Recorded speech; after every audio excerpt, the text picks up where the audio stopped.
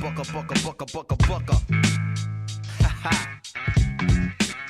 You know the deal. Our next unit is going to be on what's called analytic geometry. And as an introduction to analytic geometry, we're going to talk about slope. Before we talk about slope, we're going to do a quick little review of linear relations, because analytic geometry is directly connected to linear relations. So if you recall in the last unit, here we have three linear relations. They're all direct variations, and each one of them might represent a speed that we're going. Suppose we're in the first one we're going 5 kilometers per hour, and this line represents how far we travel, how many hours we travel, which is on the x-axis here, so that would be hours, and how far we travel, the distance, which is on the y-axis. And if we're going 5 kilometers per hour, we're going to go 5 kilometers for each 1 hour. The second line here, we're going 10 kilometers per hour. And you can see the line is steeper. And with the third one here, we're going 100 kilometers per hour. So the line is even steeper. Now these can represent speeds, they could represent earning money, they can represent all sorts of different examples that we talked about in linear relations. But basically what you can see here is that the bigger this number is, the steeper the line, which for the example of speed, the steeper the line means we're going faster. The line is graphed from a table of values for the first equation. If we were to come up with a table of values, well, a couple of values that we could see if x is 0, y is 0. So this is a direct variation, starts at our origin. Let's go up by 5s here. If x is 5, y is 25. And if x is 10, y is 50. And this coordinate here is one example that's on this line, and we can see that coordinate is right here, where x is 10 and y is 50. We could come up with a table of values for each of these, but for the next one, just another example of a coordinate for y equals 10x. In that case, if x equals 10, y equals 100, and there's our coordinate 10, 100. And in the last one, well, this graph is not even actually quite big enough to get to 10, but if x was 1, say, then y would be 100, which is there. So that would be the coordinate 1, 100, because if you substitute in 1 for x in this equation, 1 times 100 is 100, so y is 100. And that's just one example. So once again, you can see the bigger that number is, the steeper the line. So that number really indicates how steep the line is. And the x and the y in each of these equations represent the coordinates.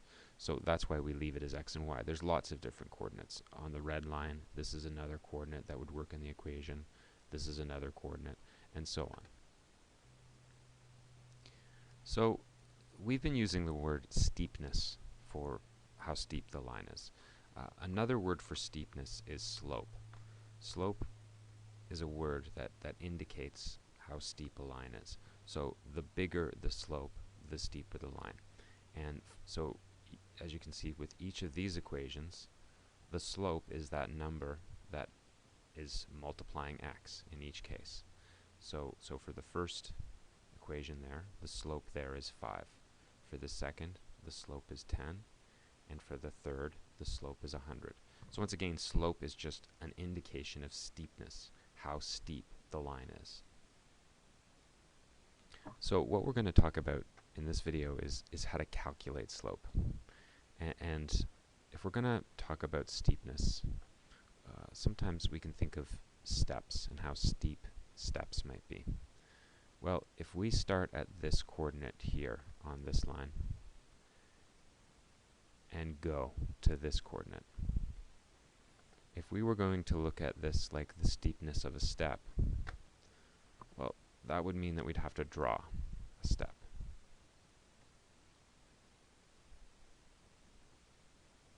And so what you can see here is the steepness of a step really depends on how long this line is and how long this line is. And if we look at another example of a line here, y equals 30x, and we think of steepness as the steepness of a step, you can see here this piece here is much longer than this piece. So steepness really has to do with how far, how long this is, and how long this is on a step. The higher we make this piece in relation to the bottom piece, the steeper the step is. So again, with the second example, you can see that in relation to the bottom piece of the step here, the top piece is much, much taller. Whereas in this one, the bottom piece is actually a bit longer than the top piece, and so the line is much less steep. So I've been calling it the bottom piece and the top piece. There are actually terms that we use for these pieces. So the bottom piece of a step is called its run, or if you're actually building steps, the bottom piece is called the runner, and the top piece is called the rise, or again, if you're building steps, the top piece of wood that goes here is called the riser.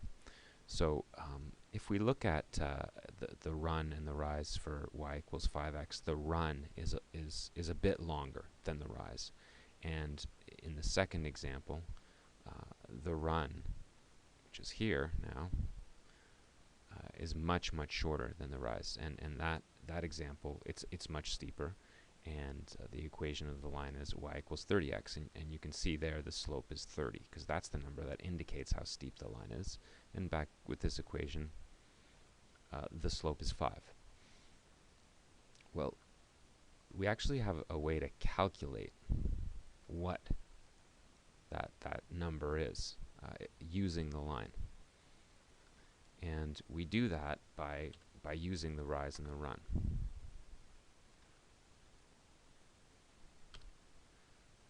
If we look at how tall the rise is on our red line here, you might look at that and say, oh, well, it's 3, because there's 3 squares there. But we have to be careful, because if we look at the scale over here, that value, that y value there is 60 at the top and 30 at the bottom.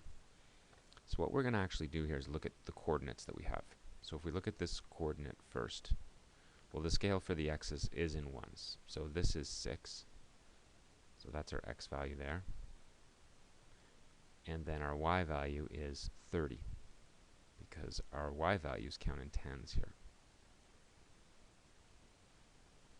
For the second point up there, this coordinate here, our x value is 12, and our y value is 60. And these values come from the equation y equals 5x. So if x equals 12, we multiply that by 5, y gets 60, not 50.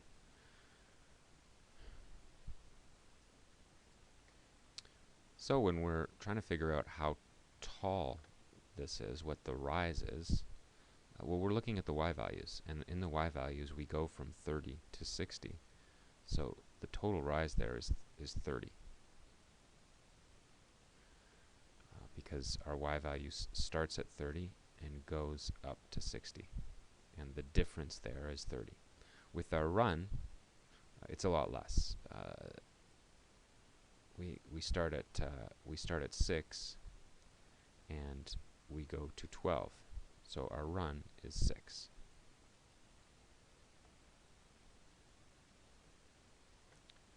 So there's our run from 6 to 12. So to calculate slope, well, the equation for slope is rise over run. So once again, with this example, our rise is 30, because that's how tall our riser is. It goes from 30 to 60, so that's a rise of 30. And our run, in this case, is 6, because we go from 6 to 12 on our x values. So that tells us how long that step is. And when we calculate that, 30 divided by 6, we get 5. And that is our slope for this equation here. We can do the same thing with the second line here. If I choose this point and this point is my starting point and end point for my steps, I can see that the rise is 60 because it goes from 60 to 120. And then the run is only 2 because the scale of the x values, it counts in ones. But with the y values, it counts in tens.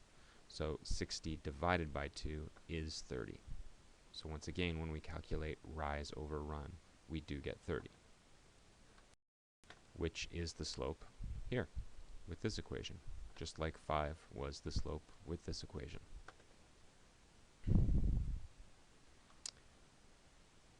Let's look at an example where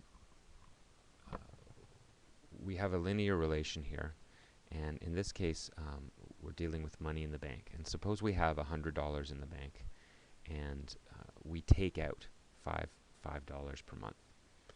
Well, if I want to calculate how much I have in the bank, I have to know how many months I've been taking the money out. So in this case, we would calculate how much money we have left, and I'll call that y.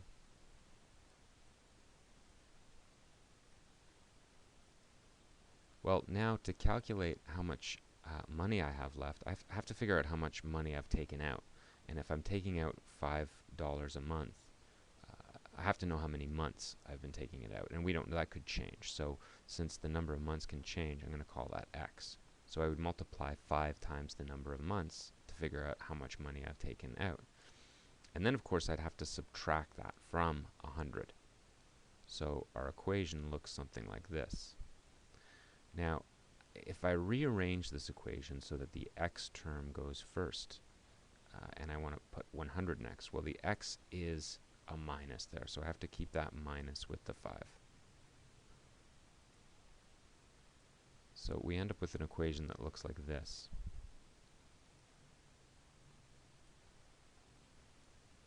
And unlike the previous two examples we talked about, this is a partial variation. And another way that this is different is if you look at the slope of this line, the slope again is the number that we're multiplying x by. And in this case, it's -5, which is a little bit different than a lot of the slopes that we've seen so far. So here you can see this line looks a little bit different than the lines, some of the lines that we've seen so far. We've seen some examples of these lines that look like this when we were dealing with time, distance graphs and motion sensors, and if somebody was walking towards the sensor, the line might look like this. In this case, we're dealing with money, and the amount of money is going down because we're taking money out. Our initial value here is 100, which is all the way up here. So there's our plus 100, and in this case, our slope, what we previously called our rate of change or constant of variation, speed, our slope here is -5. And some students think of this as a line that's pointing down. I think of the grid as direction. So if the y-axis is north and south, and the x-axis is east and west, a line with a negative slope is going to be pointing southeast or northwest. And a line with a positive slope is going to be pointing northeast or southwest. So if I just were to plot, let's say 5x plus 100 instead of -5x plus 100. And you can see that with the positive slope of 5, our initial value here is still 100. It's a partial variation. Some students think of this is pointing up, this is pointing down. I think of it as pointing northeast, and this one's pointing southeast. But in this case, where it's pointing this way, the slope is a positive, and for the green line, where it's pointing in this direction, the slope is a negative.